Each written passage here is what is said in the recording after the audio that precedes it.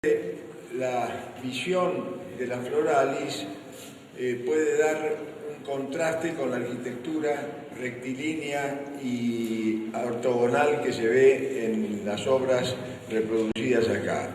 Pero ocurre con Eduardo que de alguna manera se da,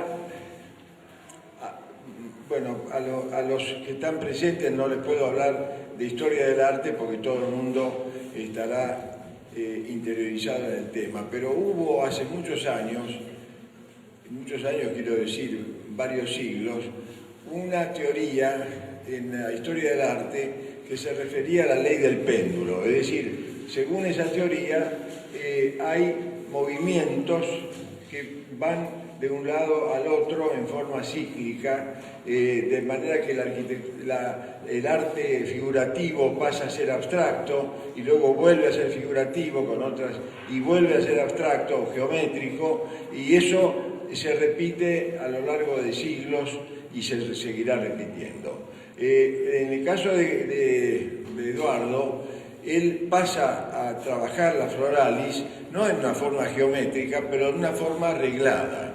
Es decir, los pétalos de esta flor se hicieron en la fábrica de aviones de Córdoba, de manera que trabajaron en esto ingenieros habituados a formas aerodinámicas, y los pistilos que están en el medio también son tubos de acero inoxidable curvados según una determinada modalidad.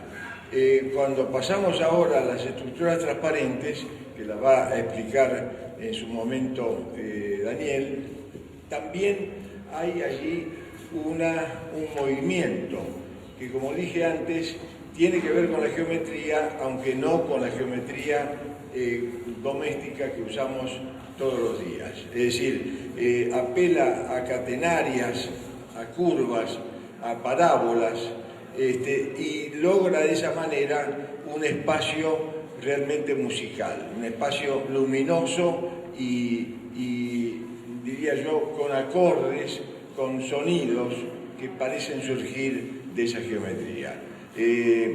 Esto que propone Eduardo está en manos de muchos otros, porque en ese momento no había computación, él no usó la computadora como generadora de formas, pero en este momento eso se convierte en algo absolutamente factible y es un paso hacia el futuro. Tal vez se pueda hacer, para entender o para el enigma de estos dibujitos de Eduardo, porque son todavía un poco, son casi una utopía. Nosotros pensamos que lentamente se va a alcanzar a construir este tipo de estructuras.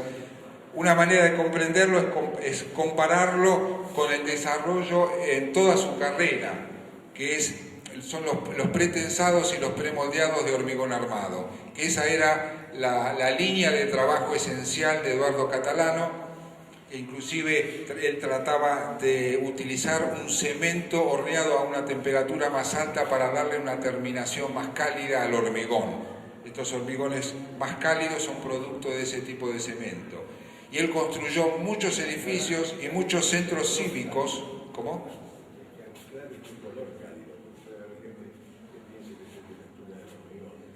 Color cálido. Y también me hiciste acordar que ese tipo de cocción del cemento ecológicamente ya no funciona, porque genera mucha polución. Eso también vale la pena aclararlo. Entonces ahora los pintan al hormigón.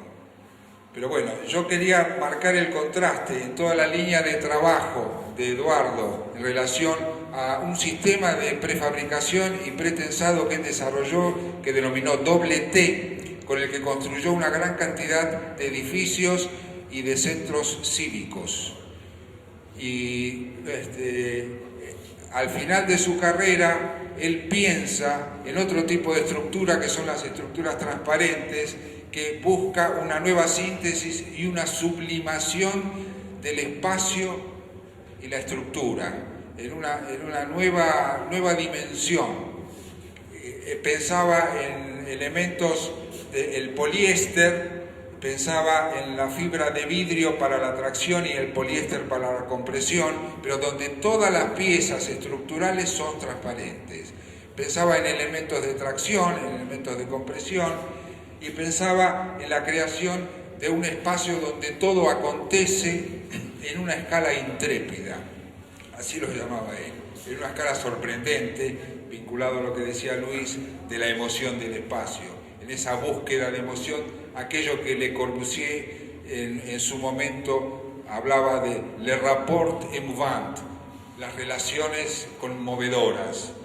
Y esto está también en este mensaje último de Eduardo, y creo que con esto ya podemos ir cerrando, que es el mensaje que nosotros queremos transmitirles a ustedes, el mensaje que esperemos que les haya llegado, el mensaje de Eduardo, de que la arquitectura puede transformarnos, puede modificar la sociedad, puede modificar internamente nuestras sensaciones y nuestras relaciones.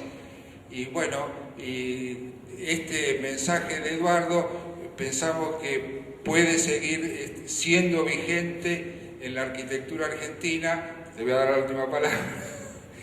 Y puede ser también un motivo para enorgullecernos como arquitectos argentinos o simplemente como argentinos de haber tenido una personalidad como Eduardo Catalano, que siempre sintió su argentinidad a fondo y nos representa y sigue siendo un embajador de nuestra cultura. Faltaba hacer un comentario del monumento de la Floralis y me toca muy de cerca porque un año y medio antes de morir, murió a los 93 años, mandó un proyecto para un monumento a construir en la zona sur de la ciudad que se llamaba Pirámide de Agua.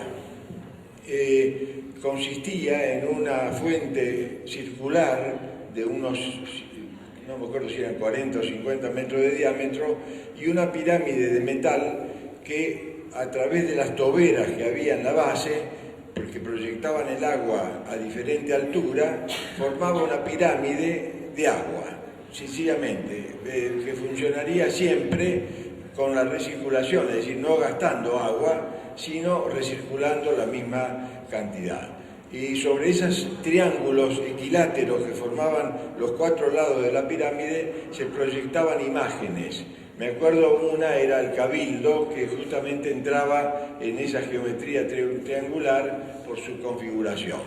Desgraciadamente no se pudo encontrar el lugar, él mandó planos, yo todavía los conservo, pero murió antes de que eso pudiera concretarse. Acordamos con Daniel, simplemente hay una frase que leí de un viejo historiador alemán del siglo XVII-XVIII que se presta exactamente para la personalidad de Eduardo Catalano, y la podemos, si vos querés, leer a dúo, porque se refiere a una noble simplicidad y una silenciosa grandeza. Muchas gracias.